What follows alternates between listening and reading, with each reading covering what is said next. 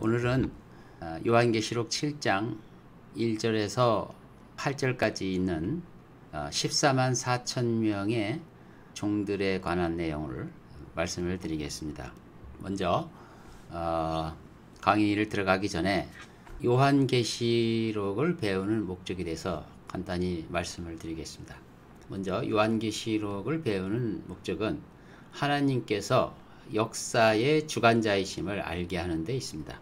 그리고 마귀의 존재, 인격적인 활동을 하는 악의 근원이며 화신인 마귀의 존재를 알게 하는 데 있습니다. 그리고 하나님이 이러한 악의 근원 속에서 고통을 당하는 하나님의 종들에게 하나님의 자비를 알게 하는 데 목적이 있습니다. 마지막으로 고난받는 그리스도인에게 격려와 용기를 주는 데 목적이 있습니다. 요한계시록을 배울 때 주의해야 할 점이 있습니다.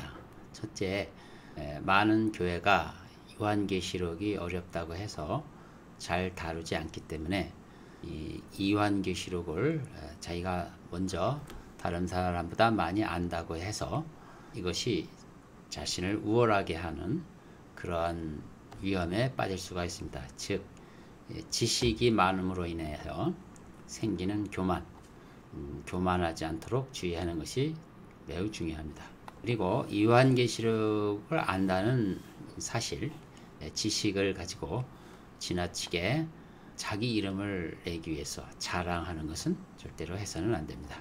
또 이 부분에 대해서 무식한 다른 사람들을 또 정죄하는데 자신의 지식을 사용해서도 안 됩니다. 무엇보다도 그리스도인은 남을 나보다 낮게 여기는 기본 윤리가 있습니다. 그래서 이 요한계시록에 배운 내용이 자신의 우월의식을 갖지 않도록 하시기 바랍니다. 그리고 요한계시록을 읽으면서 그 이해를 하는 데 있어서 주의할 점을 두 가지를 더 설명을 드립니다. 기본적으로는 읽는 그대로를 미래에 일어날 사실로 받아들이는 것이 중요합니다. 이게 아주 기본입니다. 요한계시록 읽을 때 기본적인 자세, 요한계시록 쭉 읽으면 내용이 들어오죠. 그것을 미래에 일어날 사실로 그대로 받아들이는 것이 중요합니다. 그리고 요한계시록을 읽으면 여러 가지 상징과 환상이 많이 나오는데 그것도 문맥을 통해서 의미를 잘 파악을 해야 됩니다. 두 가지를 기본적으로 생각을 하시고 요한계시록을 배운다면 내 영적으로 내가 자라는데 굉장히 유익한 것입니다. 그러면 본문을 강해를 시작하겠습니다. 먼저 요한계시록 7장 1절과 3절을 읽어보겠습니다. 1절부터 읽겠습니다. 이 일들 후에 내가 보니 네 천사가 땅의 네 모퉁이에 서서 땅의 사방에서 부는 바람을 붙잡아 그 바람이 땅이나 바다나 어떤 나무에도 불지 못하게 하더라. 또 내가 보니 다른 천사가 동쪽에서 올라오는데 살아계신 하나님의 인장을 가지고 있더라. 그가 땅과 바다를 손상시킬 권세를 받은 네 천사에게 큰 음성으로 소리질러 말하기를 우리가 우리 하나님의 종들인 그들의 이마에 인장으로 표시할 때까지 땅이나 바다나 또는 나무들을 손상시키지 말라고 하더라. 7장 1절에 보니까 네 천사가 등장하죠. 이 네 천사의 네 모퉁이에 대해서는 지난주에 제가 설명한 바가 있습니다. 그리고요, 여기 보니 또 다른 천사가 등장하죠. 이 다른 천사는 하나님의 인장을 가지고 있어요. 독특한 장면이죠.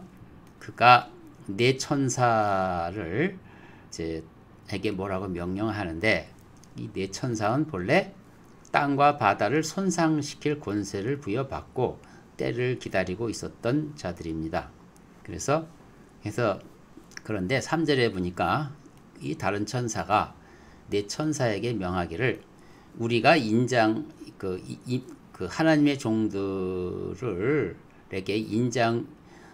이마에 인장으로 표시할 때까지는 너희들은 가만히 있어라, 이런 얘기죠. 땅이나 바다나 나무들을 손상시키지 말라.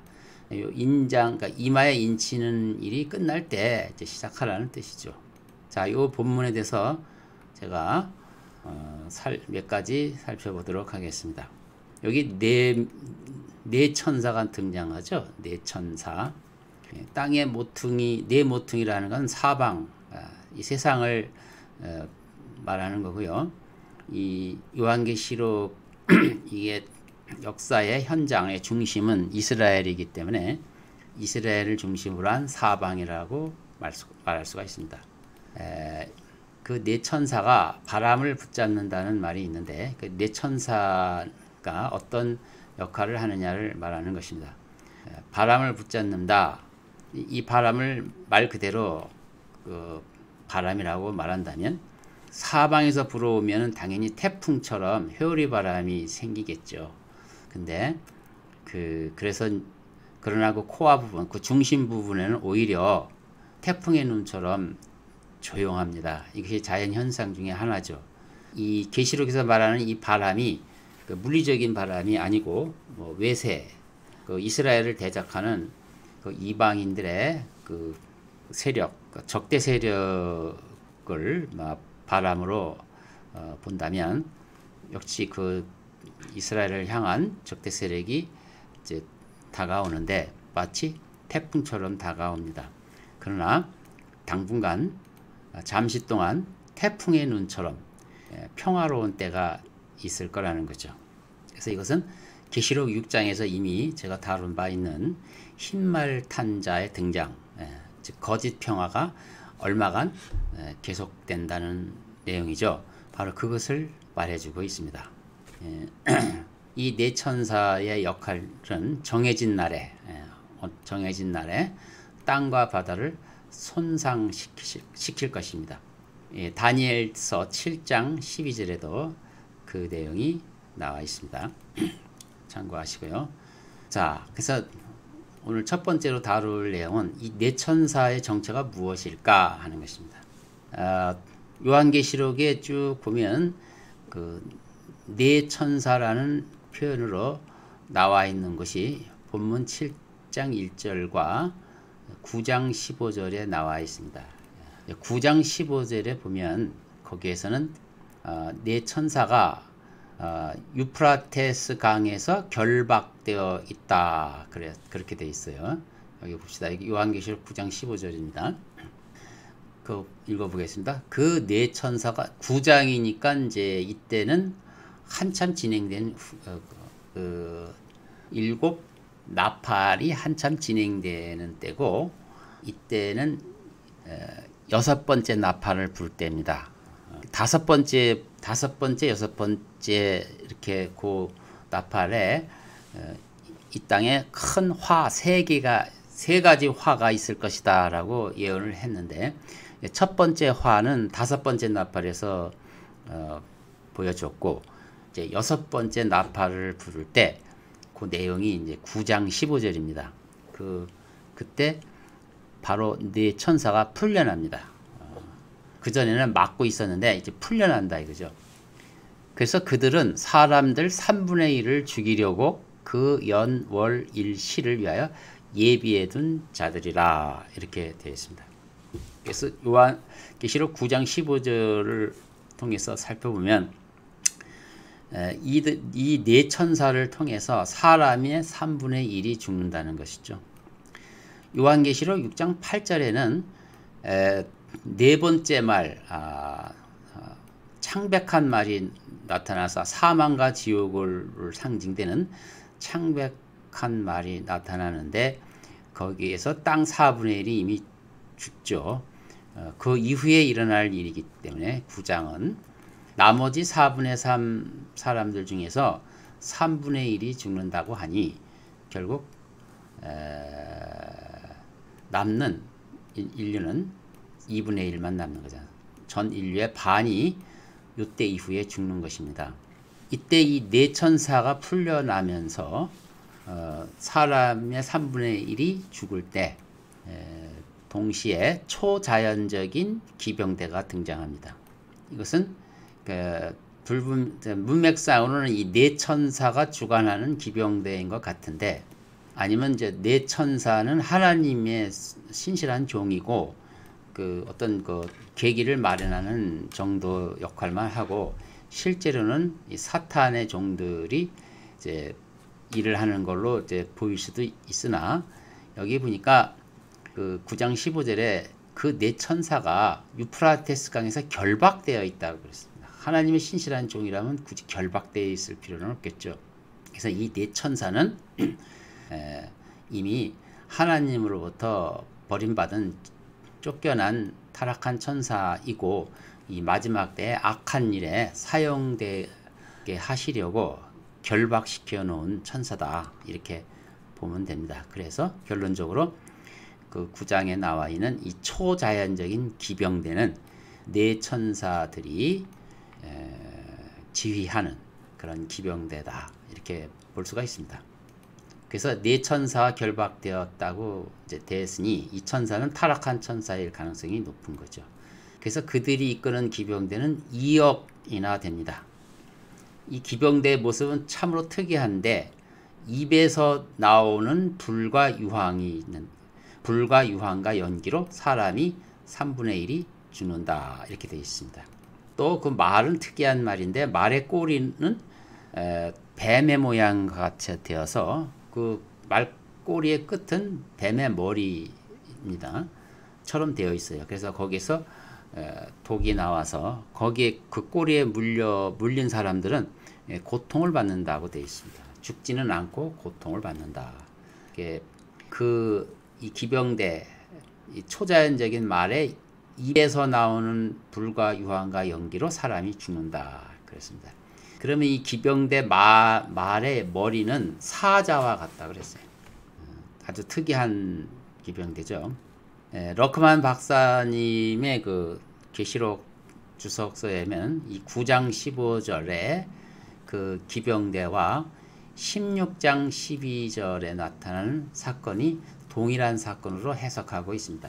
그러니까 9장 15절에 여섯째 나팔 재앙과 16장 12절에 여섯째 호리병 재앙을 겹친 사건에 동일한 사건으로 본다 이거죠.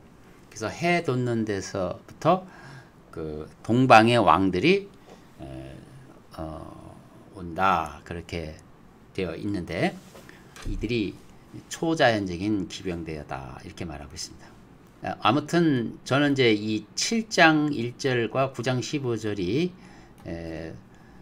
같은 존재, 네 천사가 같은 인물로 이제 보고 해석을 하기 때문에 7장 2절, 9장 15절, 16장 12절은 등장하는 네 천사는 타락한 천사로 정해진 시간에 노임을 받고 땅과 바다를 해치는 자다, 이렇게 해석을 합니다. 이때 풀려난 비병대는 마지막 아마겟돈 전쟁에 직결하여 주의 군대와 최후의 결전을 하게 될 것입니다. 네 천사에 대한 정체를 살펴보았습니다. 그 다음에는 다른 천사가 등장하죠. 여기는 다른 천사가 등장합니다. 이게 특별한 의미를 주지 않을 수도 있는데, 저는 이것이 다른 천사라는 표현을 특별하게 봤어요. 제가 본 내용을 소개해 드리겠습니다.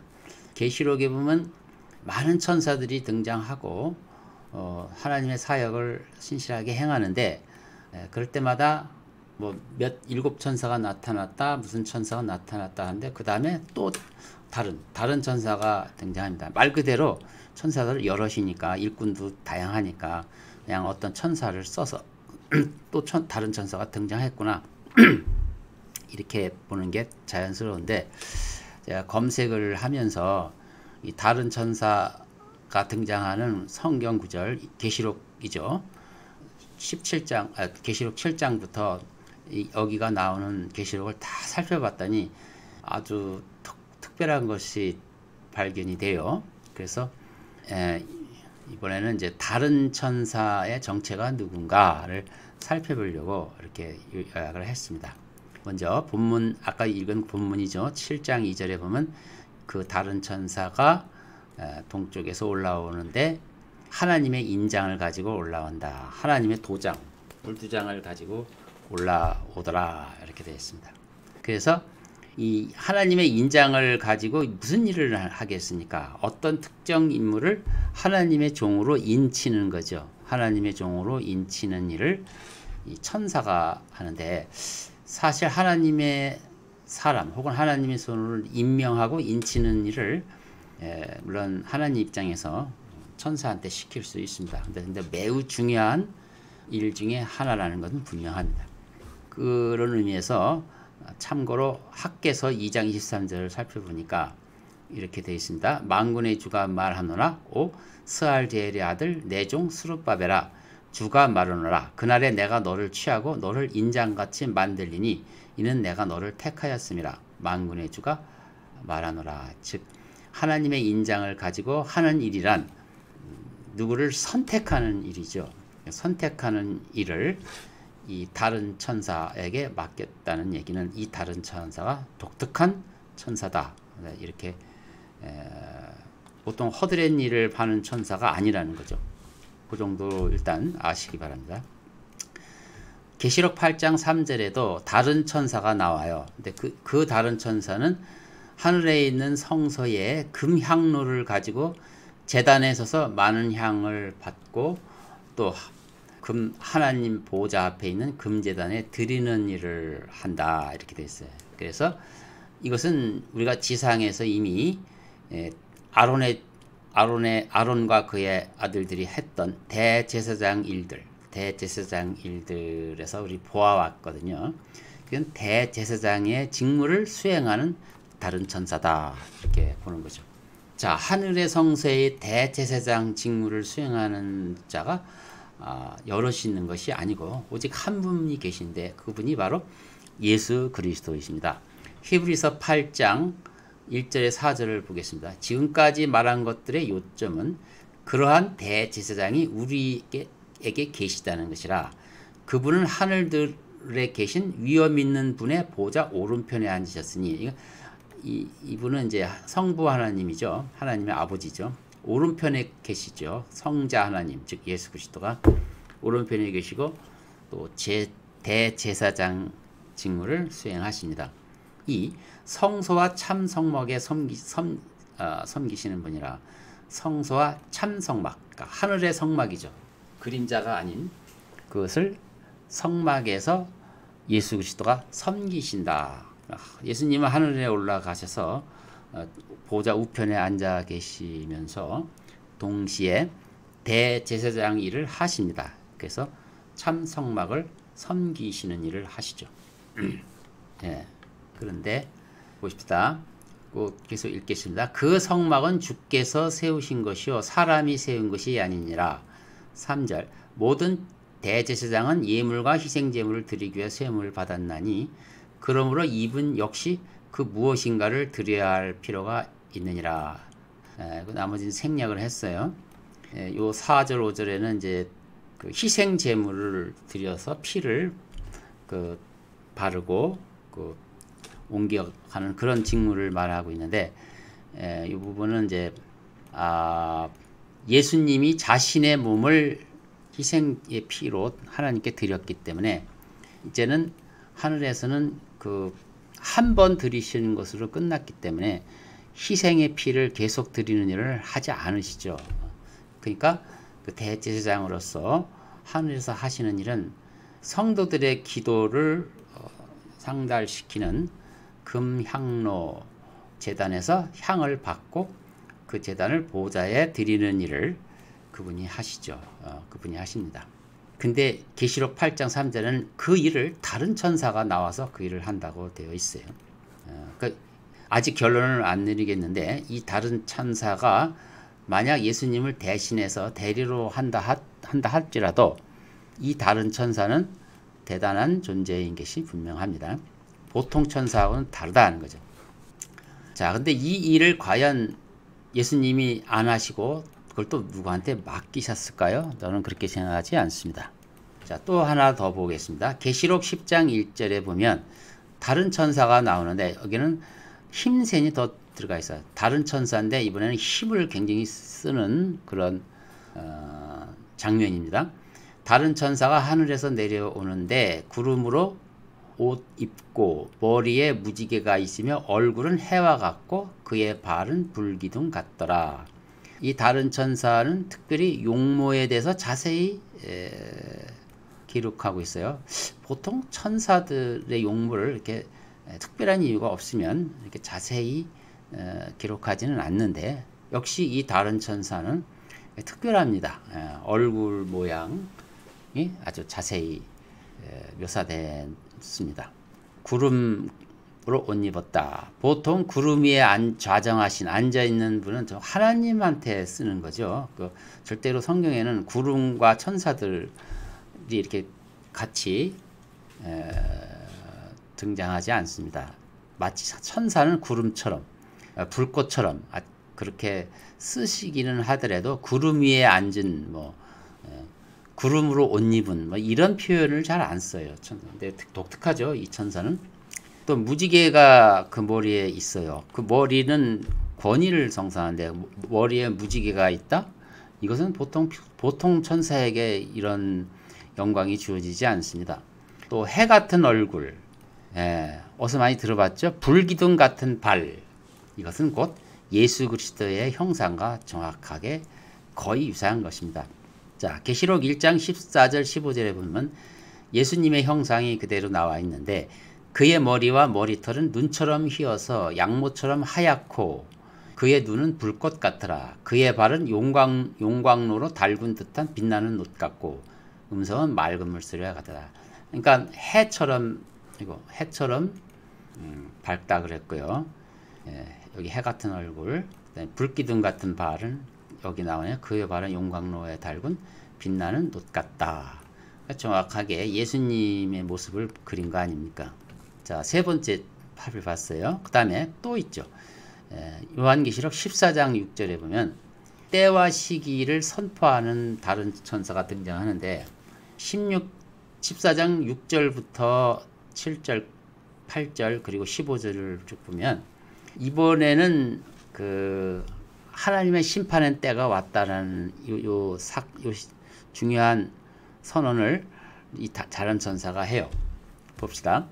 6절 봅시다. 또 내가 보니 다른 천사가 하늘 한가운데로 날아가는데 그가 땅에 사는 자들과 모든 민족과 족속과 언어와 백성에 전할 영원한 복음을 가지고 복음을 선포하는 일을 합니다.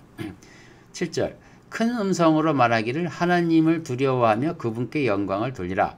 이는 그분의 심판의 때가 이르렀습니다. 그러니까 심판의 때를 선포합니다. 하늘과 땅과 바다와 물의 온천들을 지으신 그분께 경배드리라고 명령을 하죠. 물론 이 일을 다른 천사, 일반 천사가 할 수 있어요. 근데 역시 다른 천사 있을 수도 있네. 이 다른 천사도 역시 굉장히 중요한 일을 하는 거죠. 심판을 선언하는 14절 15절 그때 다른 천사가 성전에서 나와 구름 위에 앉으신 그분께 큰 음성으로 부르짖기를 주의 낫을 대어 곡식을 거두소서 주께서 거두실 때가 되었으니 이는 땅의 곡식이 익었음이니이다. 이제 드디어 지상에 내려오셔서 심판하는 이 일을 이제 선언하십시오 하는 뜻이죠. 구름 위에 앉으신 그분은 당연히 하나님 보좌에 앉으신 하나님 아버지시죠. 누군가가 하나님 아버지께 이 심판의 때를 선언하는 거예요. 그러면 제2 되시는 예수님이 이런 일을 하신 것이 더 합당하지 않을까요? 심판주이신 하나님께 탄원을 직접 하는 일을 주님이 하신다고 저는 보는 거예요. 사도행전 1장 7절에 보면 예수님께서 그들에게 말씀하시기를 너희에게는 그때나 시기를 알게 하신 것이 아니요 아버지께서 자신의 권한에 두셨느니라. 때와 시기를 말할 수 있는 분은 하나님밖에 없어요. 그러니까 하나님 아버지가 선언을 할 때 이제 그게 이루어지는데 그 아들이 하나님의 뜻을 아시니까 당연히 여기서도 누가 하는 게 맞다, 적절할 것 같아요. 예수님이 직접 이 선언하는 게 맞는 것입니다. 때와 시기를 선포하는 다른 천사. 또 죽음의 천사로 등장한 다른 천사에 갔죠. 계시록 14장 17절에 그 후에 또 다른 천사가 하늘에 있는 성전에서 나오는데 그 역시 예리한 낯을 가졌더라. 예리한 낯을 가지고 등장하시는데 이것은 죽음의 천사를 상징하죠. 이 죽음의 천사는 출애굽 장자 재앙 때 한번 등장하였어요. 그게 예수 그리스도임을 지난번 그 아침 성경 공부 시간에 설명한 바가 있습니다. 이건 제가 부록으로 남겨놨습니다. 시간이 되면 곧 보충 설명드리겠어요. 그러니까 이것도 그때 구약 시대 때 죽음의 천사에 대해서는 일반 천사한테 시키는 것이 아니고 그건 특별히 장자를 치는 것, 장자는 내 것이라고 하면서 그 장자를 당신의 것으로 걷어가시는 그 일이죠. 장자를 치는 일을 죽음의 천사가 직접 했는데 그 죽음의 천사를 주라고 불렀어요. 하나님으로 직접 인격적으로 대우했던 내용들이 있어요. 그것을 설명 드린 적이 있습니다. 여기도 그와 연결이 돼서 이 다른 천사도 보통 임무가 아니다. 그렇게 보는 것입니다. 이제 마지막으로 설명하겠습니다. 계시록 18장 1절에도 보면 이 일들의 후에 내가 보니 또 다른 천사가 큰 권세를 가지고 하늘에서 내려오는데 땅이 그 영광으로 환하여지더라. 자, 영광으로 환하여지다. 물론 천사들이 임하면 그 주위가 밝아질 수 있어요. 근데 이 문맥은 꼭 그런 건 아니죠. 이건 정말 영광, 하나님의 영광이 등장하는 그런 문맥입니다. 그래서 큰 권세가 더불어 큰 영광과 큰 권세가 다른 천사가 등장할 때 동반되는 것입니다. 일반 천사에게는 잘 붙이지 않는 표현들이었습니다. 이때 계시록 18장 1절 이후에 쭉 그 전장을 보면 이 내용은 큰 바벨론이 멸망을 하는 그런 내용이에요. 그래서 큰 바벨론은 굉장히 중요한 적대적 세력이죠. 하나님의 영광을 해치는 적대적 세력을 그리고 이 큰 바벨론 때문에 예수님이 고난을 많이 당하셨고 수모를 당하셨으니까 이 바벨론의 원수를 직접 주인공이신 예수님이 갚으셔야 맞겠죠. 그래서 이것도 문맥도 보면 이 다른 천사가 일반 천사가 아니라는 사실이 분명합니다. 자, 이렇게 해서 결론적으로 말씀을 드리면 이 다른 천사는 주의 천사다. 즉 천사로 현현하신 예수 그리스도시다. 이렇게 알 수가 있는 것입니다. 이렇게 봤을 때 요한계시록을 읽을 때 다른 천사가 이렇게 하는 일들을 주님이 직접 하시는 일로 이렇게 받아들인다면 뭔가 새로운 이해를 갖게 되겠죠.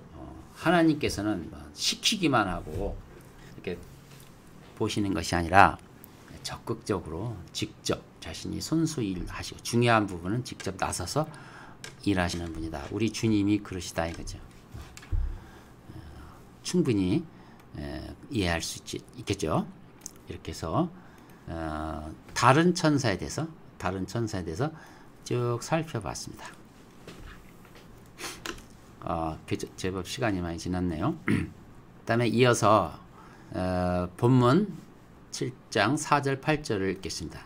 이 4절부터 8장까지 내용은 실제로 인을 치는 내용인데 먼저 요약해서 말씀을 드리면 이스라엘 자손의 모든 지파가 각각 12,000명씩 인을 받습니다. 그러니까 12지파니까 144,000명이죠. 이 내용이 그대로 나와 있어요. 그냥 읽기만 하면 되는 거죠. 4절 또 내가 인장으로 표시를 받은 자들의 숫자를 들었는데 이스라엘 자손의 모든 지파에서 144,000명이 인장으로 표시를 받더라. 총괄적인 내용이죠. 5절부터는 12지파 얘기가 쭉 나와요. 다 읽지는 않겠습니다.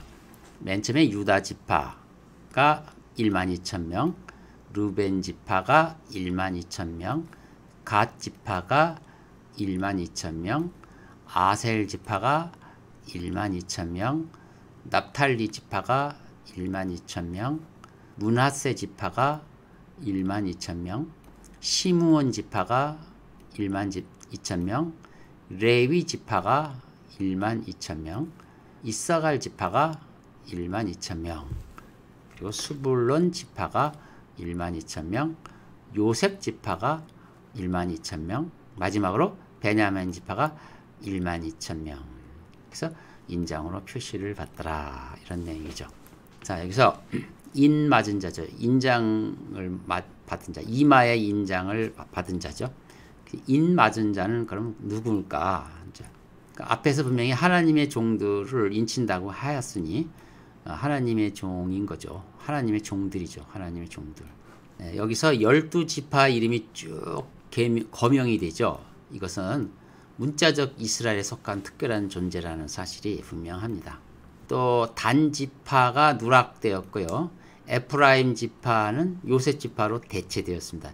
이걸 자세히 보시면 그래요. 여기 보면 여기 레위 지파에 여기에 단 지파가 있어야 되는데 레위 지파가 들어왔죠. 또 므낫세 어떻게 했어요? 므낫세 지파는 들어왔는데 여기 있네요. 므낫세 지파는 들어왔는데 이 에프라임 지파가 없어요. 근데 아다시피 므낫세하고 에프라임은 요셉의 아들들이죠. 그러니까 므낫세 에프라임이 들어오면 요셉은 여기 들어올 수가 없는데 에프라임을 빼고 그 아버지 요셉 이름이 들어왔어요. 그 에프라임에게 뭔가 무슨 일이 일어난 것이 분명한 거죠. 또 단 지파가 사라졌으니까 단 지파가 무슨 일이 일어났는지 분명하죠.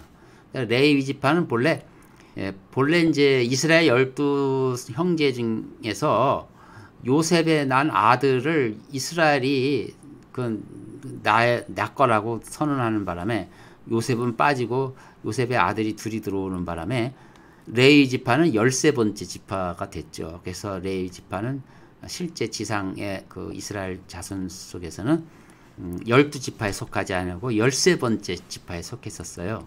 근데 이제 여기서 레위 단 지파가 빠지고 그 자리에 레위가 들어온 거고 에프라임 대신에 그 아버지 요셉으로 해서 12지파가 이렇게 만들어진 거죠.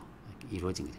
이게 요한계시록 7장이면 거의 성경의 거의 끝장이잖아요. 그러니까 그동안 물론 구약이지만 단이 무슨 짓을 했길래 또 에프라임이 무슨 짓을 했길래 이 명단에서 빠지는가. 명단에서 빠지는 거는 불명예스러운 일이죠. 그러니까 분명히 불미스러운 일이 있는 거예요. 이런 부분을 찾는 것도 성경 공부의 묘미가 아니겠습니까? 오늘은 시간이 너무 많아서 그 부분을 다룰 수는 없고 여기서 이제 그런 부분이 있다. 이 정도만 설명을 하겠습니다. 문제는 이제 이 12지파는 분명히 문자적 이스라엘이죠. 더 달리 다른 것으로 해석할 여지가 전혀 없는 것입니다.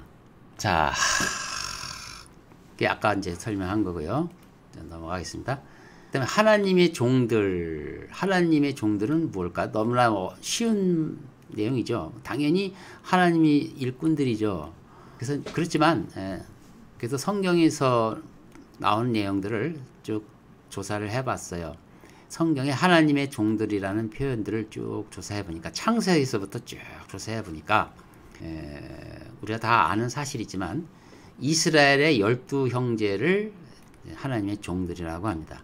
요 창세기 50장 17절은 요 장면이 뭐냐면 요셉의 형들이 애굽에 이집트에 가서 이제 머물러 있었죠. 네, 요셉이 이제 자기들이 죽이려고 했던 동생인 줄 알고 두려워해서 탄원하는 얘기입니다. 이 내용에 자신들을 두고 하나님의 종들이라고 말하는 거가 있어요. 읽어보겠습니다.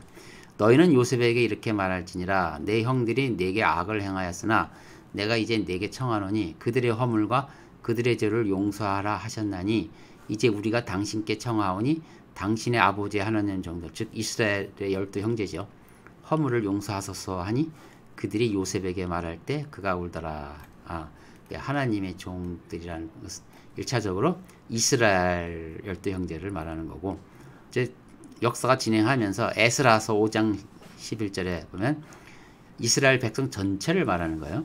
그들이 우리에게 이같이 대답하여 말하기를 우리는 하늘과 땅의 하나님의 종들이며 여러 해 전에 건축됐던 전을 우리가 세워나니 이는 이스라엘의 위대한 한 왕이 건축하고 세운 것이라. 즉 이스라엘 백성을 말하는 것이고요. 또 단수로 써서 특정한 인물, 즉 모세를 하나님의 종이라고 당연한 거죠. 또 다니엘을 하나님의 종이라고 하기도 하고요.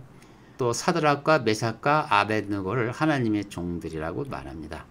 전체적으로 주님이 쓰이는 선지자들을 주의 종이라고 말하고요. 이제 지금까지는 이제 구약 시대, 구약 성경에서를 말하는 거고, 이제 신약 성경으로 들어오면 역시 똑같이 성도들, 즉 교회 성도들을 또 하나님이 종이라고. 먼저 사도들을 일단 사람들이 하나님의 종들이라고 불러요. 사도행전 16장 17절에 그녀가 바울과 우리를 따라오면서 외쳐 말하기를 이분들은 지극히 높으신 하나님의 종들이라 우리에게 구원의 길을 전하신다라고 하더라. 예. 점치는 여인인가 막 그럴 건데. 자, 여기서 하나님의 종이라고 당연히 부르겠죠. 그 바울 사도도 스스로 내가 예수 그리스도의 종이라고 말해요. 예수 그리스도의 종 바울은 사도로 부름을 받아 하나님의 복음을 위해서 성별됐다 이렇게 말이죠. 또 그리스도의 종 에파프라라고 또 말하고요. 그런 표현을 썼죠. 특별히 뭐 사도라든가 구약 시대 초대교회의 유명한 그런 사람들만 두고 하나님의 종이라고 한 것이 아니고 그리스도인을 전체로 하나님의 종이라고 합니다. 로마서 6장 22절에 그러나 이제는 너희가 죄로부터 자유롭게 되고 하나님이 종이 되어, 그래서 그리스도인은 다 하나님이 종이 된 겁니다. 거룩함에 이르는 열매를 얻었으니 그 끝은 영생이니라. 예, 그렇죠. 사람을 기쁘게 하는 자처럼 눈가림으로 하지 말고 그리스도의 종으로서 마음으로부터 하나님의 뜻을 행하며, 그리스도인에게 주는 권면이잖아요. 그리스도인은 다 그리스도의 종, 하나님의 종 이겁니다. 하나님의 종이요 예수 그리스도의 사도인 바울은 자신을 말하는 거죠. 또 베드로전서 2장에도 보면 자유롭게 행하되 너희의 자유를 악의 구실로 사용하지 말고 하나님의 종들과 같이 사용하라. 그렇게 해서 하나님의 종은 이스라엘 백성, 선지자들, 교회 성도들, 사도들 모두에게 해당됩니다. 자, 이제 분명히 성경에서 모두에게 해당된다고 배웠죠. 자, 그러면 14만 4천 명의 인침받은 자는 과연 누굴까? 그는 하나님의 종들에게 준다 그랬으니까 이 하나님의 종들은 누굴까? 이거죠. 첫 번째 해석, 신약 시대의 교회 성도들이다라고 보는 사람들이 있어요. 근데 의외로 거의 대부분이 이렇게 주장합니다. 물론 제7일 안식 재림예수교회, 몰몬교회, 여호와 증인들도 이렇게 주장하고 신천지 물론 다 그렇게 중이다. 근데 정통교회라고 하는 장로교, 감리교, 성결교, 순복음교, 로마 카톨릭들도 워낙 이들은 이제 색깔이 여러 가지라 전부 이렇다는 건 아니지만 그 중에 무천년주의 종말관을 갖고 있는 많은 사람들이 똑같이 이 14만 4천의 인침받은 자는 그리스도인이라고 그렇게 믿어요. 자기들이라고 교회에 적응한다는 말이죠. 그래서 왜 그렇게 믿느냐고 근거를 대라 하면 하나님의 경륜이 이제 이스라엘에서 교회로 넘어갔기 때문에 뭐 우리밖에 없지 않느냐 이렇게 말하는 거예요. 그래서 교회밖에 없지 않느냐. 이때 뭐 계시록도 교회 시대에 쓰여진 성경인데 이때 하나님의 종이라면 이제 누가 있겠는가. 뭐 과거 이스라엘은 이제 의미가 없어졌고 영적 이스라엘인 교회가 여기에 해당하는 거다. 뭐 아주 그걸 당연하게 여기고 있죠. 그리고 이렇게 경륜이 넘어가는 이유는 그 문자적 이스라엘은 메시아를 못 박아 죽였기 때문에 하나님이 완전히 버리신 거다. 이렇게 얘기를 합니다. 뭐 논리적으로는 그럴듯한데요. 그러나 아무리 논리적으로 그렇게 맞는다 하더라도 성경이 그렇게 하지 않으면 그건 고쳐야 되겠죠. 이것은 로마서 11장은 바울이 쓴 복음서에 있는 내용인데요. 분명히 그 문자적 이스라엘인 자기 백성을 버리지 않았다고 못 받고 말합니다. 그렇다면 내가 말하노니 하나님께서 자기 백성을 버리셨느냐? 결코 그럴 수 없느니라. 나도 이스라엘인이요. 이건 문자적 이스라엘을 말하는 거지 영적인 이스라엘을 말하는 게 아니죠. 아브라함의 씨에서 났으며 더구나 그렇죠. 베냐민 지파라. 이게 지파까지 출신을 얘기하잖아요.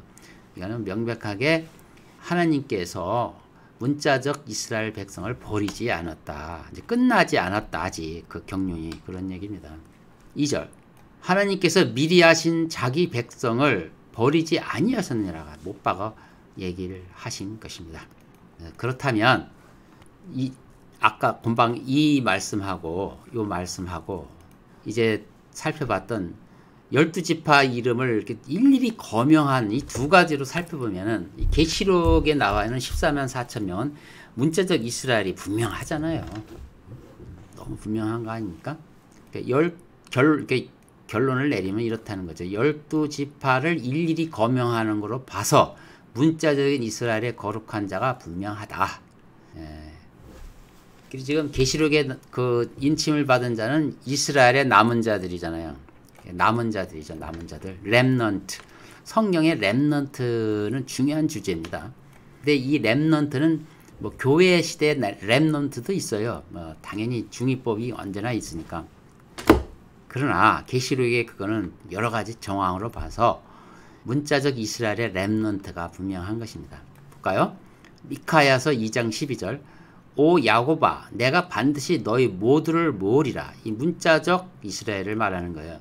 이들이 메시아를 못 바꿔서 완전히 끝장을까지 갔지만 그래도 하나님의 은혜는 그들을 다시 회복하는 정도로 크다. 이런 걸 말하는 거예요. 내가 반드시 이스라엘의 남은 자를 모으리라. 내가 그들을 보스라의 양같이 모으며 그들의 무리 가운데 있는 양떼처럼 함께 모으리라. 그 모인 사람의 수가 많음으로 인하여 그들이 큰 소리를 내리라. 다시 화복했다는 것이 미가에서 분명히 나왔고요. 이거는 영적으로 해석할 여지가 없어요. 게다가 로마서 영적 이스라엘이라고 주장하는 그런 시대에 신약교회의 로마서 그 사도 바울조차도 그런 걸 허락하지 않습니다. 26절에 그리하여 온 이스라엘이 구원을 받으리라. 기록된 바와 같이 구원자가 시온에서 와서 야곱에게서 경건치 아니한 것을 제거하리라. 이건 문자적 이스라엘을 말하는 거잖아요. 논란의 여지가 없이 분명합니다. 결론을 내리면 14만 4천 명을 교회에 적용하는 자들은 결국은 무슨 얘기예요? 가만히 보면 행위 구원을 가르치는 무리들인 것입니다. 왜 그럴까요? 14만 4천 명이 인침을 받는 자들은 그 환란 속에서 짐승의 표를 안 받고 행위로서 그 자기 믿음을 입증하는 자들이거든요. 순교에 이르는 그런 것입니다.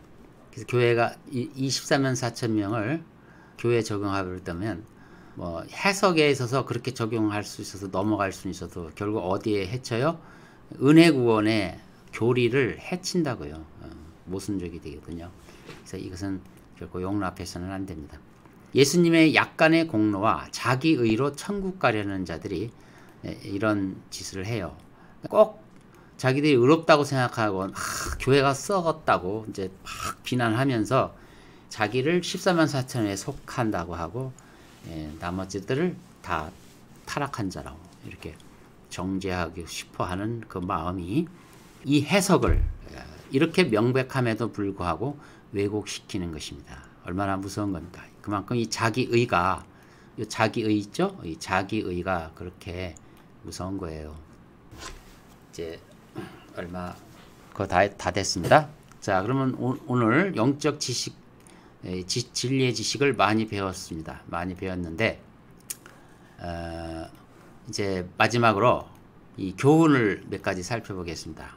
첫째로 하나님의 천사들은 묵묵히 자기 위치에서 하나님 일을 수행하는 것을 볼 수가 있죠. 아주 신실하게 묵묵히 하나님의 일을 하는 모습을 보고 하나님이 뭐 아무것도 안 하고 계시는 것이 아니고 이렇게 이미 모든 계획 안에서 통치 아래로 이렇게 철저하게 일을 하시는 거나 그래서 참 그 하나님의 경륜에 쓰임 받아서 하는 일꾼들이 참 신실하게 일을 해 나가는구나. 이것을 살펴봄으로써 지상의 하나님의 아들로서의 그리스도인도 그들의 신실한 헌신을 본받아야 된다는 것입니다.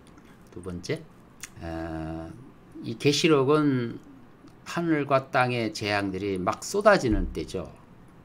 아주 거의 혼돈이 일어나는 때이지만 이 종들이, 하나님의 천사들이 흔들리지 않고 하나님께서 명하신 일을 정확하게 철저하게 일하는 모습을 봅니다. 그래서 하나님의 종들은 이처럼 이런 그 외적 환경에 흔들리지 말아야 되는 거죠. 그런 그 담담하고 그 견고한 자세는 어디서 나왔느냐? 역사의 주관자이시며 심판주이신 분은 오직 하나님이심을 확고히 믿었기 때문에 그게 가능합니다. 그래서 우리 그리스도인도 바로 이 사실을 믿는다면 현실에서의 그 어려움, 흔들림에 동요되지 않을 것입니다.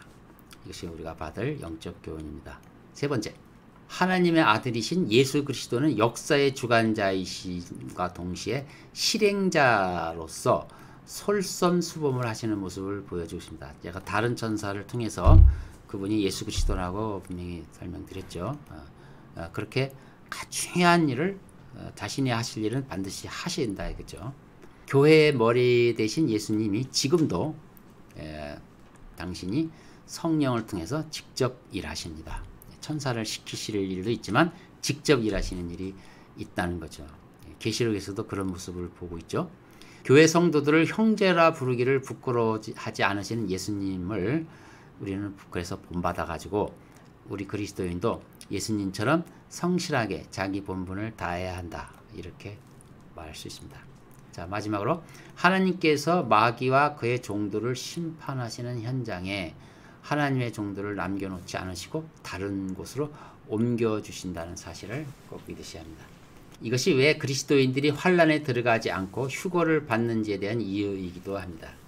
지금 이스라엘의 인장받은 자 14만 4천 명을 위해서 네 천사에게 뭐라고 명령했습니까? 땅과 바다를 해치는 네 천사한테 인칠 때는 가만히 있으라 라고 말하셨죠. 14만 4천이 대환란을 받지 않는다는 뜻은 아니고요. 여기서 하나님께서는 하나님의 자신의 소유자와 그 세상 그 마귀의 그 종이 되어서 마귀를 심판하는 심판의 그 장소에 하나님의 종들을 그 장소에 놓지를 않는다는 거죠. 무슨 얘기인지 알겠죠?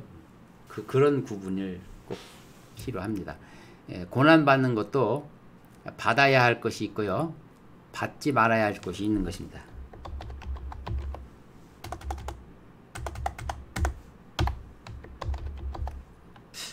틀렸네요. 받아야 할 것이 있고 받지 말아야 할 것이 있습니다.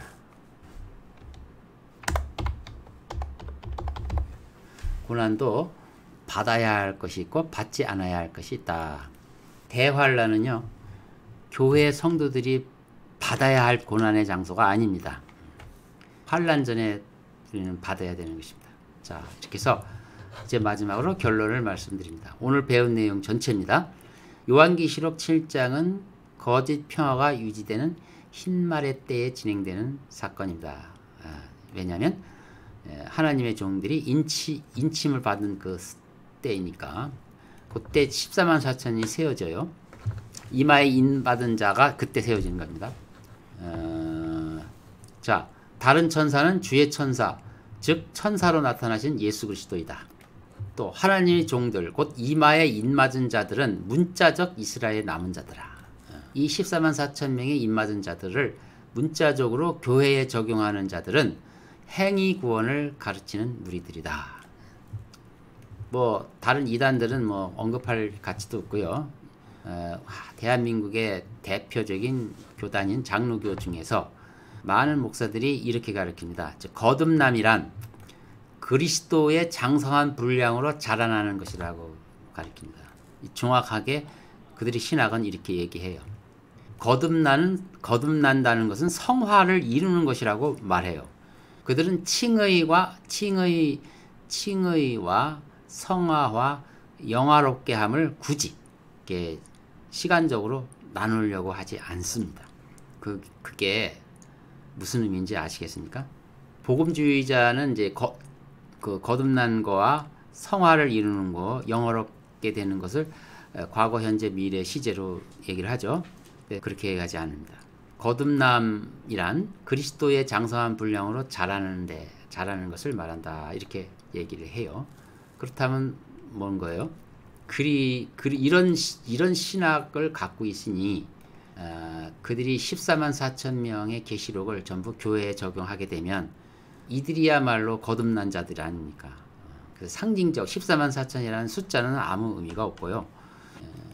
영적 이스라엘을 대표한다는 영적인 의미로 해석해버리고, 그래서 이들이 곧 그리스도인이다 이렇게 해석을 해버리는 거예요. 그렇게 되면 결국 이 뜻은 뭡니까? 거듭나는 것은 내가 그리스도인으로서 장성한 분량으로 자라는 것이 거듭나는 거고, 즉 행위가 따라줘야 되는 거고, 그러니까 행위 구원을 가르치는 것이 되죠. 그들은 은혜 구원을 말하면서도 실제로는 행위 구원을 가르치고 있어요. 그래서 진짜 조심해야 됩니다. 자, 이상으로 마치겠습니다.